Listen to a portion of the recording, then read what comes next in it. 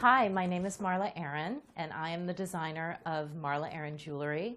Before I started doing this, I spent over 20 years in marketing and advertising in a variety of different roles. Jewelry has always been my passion. I had a strong vision for what I wanted to create with my collection, and it kind of started with this industrial-sized carabiner. The strength and utility of this object struck me as a very interesting story that could be told in fine jewelry.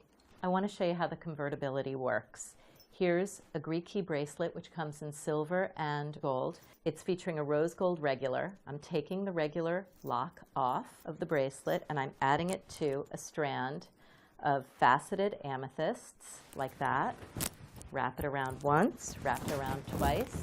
You can even wrap it 3 times. All the locks are equally convertible, which offer myriad ways to wear them. What I love most is when my customers personalize my jewelry and throw a lock on one of their necklaces or wear it in an interesting way. I find that endlessly inspiring. After the lock series, I became obsessed with this idea of making precious stones unprecious, wearing them in unprecious ways.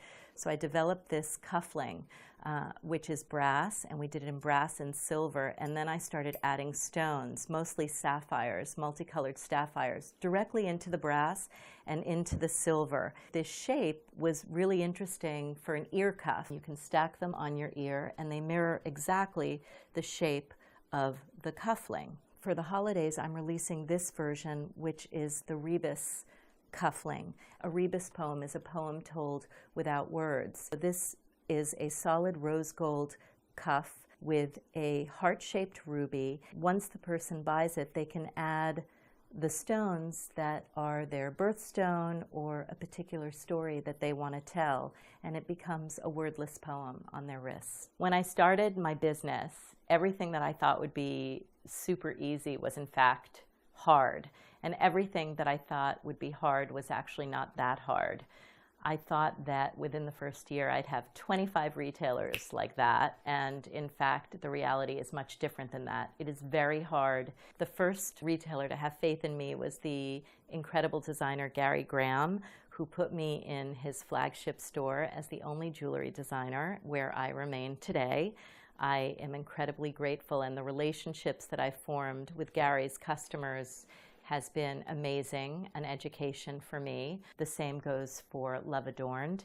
I have learned so much being surrounded by the other incredible jewelers in that store. I'm now in 7 other retailers around the country, which is amazing to me. I can't not talk about Instagram because really I owe so much of my success and growth to the Instagram community.